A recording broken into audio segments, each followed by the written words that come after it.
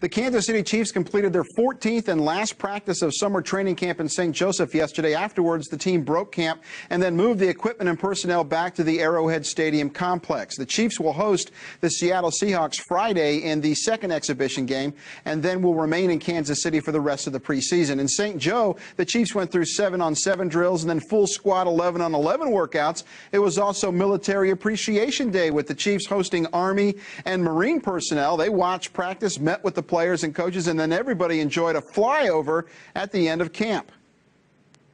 And we appreciate them coming out here and supporting us. We appreciate everything they do for our country so we can play this sport here. And I think it's the first practice I've ever been at where there was actually a flyover. I mean, that's normally, like, say, for Super Bowls and those type of things, but how awesome was that? So we all got to experience it, and the guys got to mingle here with the military, which I think is an important thing.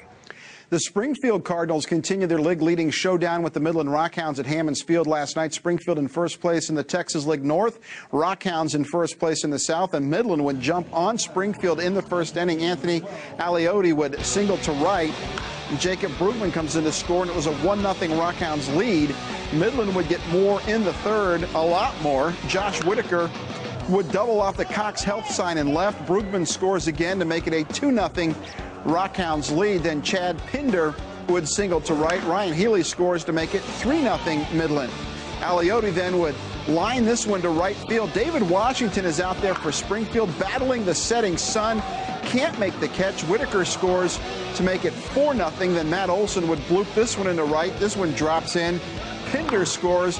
That made it a 5-0 Rockhounds lead in that third inning. It was 6-0 when Springfield would finally get on the board. Aledmys Diaz would shoot the gap in left center right here. The ball gets down and then runs to the wall.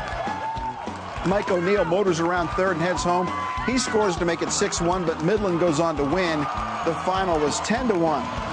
In the bigs last night, the St. Louis Cardinals got home runs from Stephen Piscotty and Yadier Molina and beat the San Francisco Giants 4-3. The Kansas City Royals and the Reds were rain delayed for an hour and a half last night. Kansas City owned a 4-3 seventh inning lead there. I'm Dan Lucy with your Ozarks First Web Sports.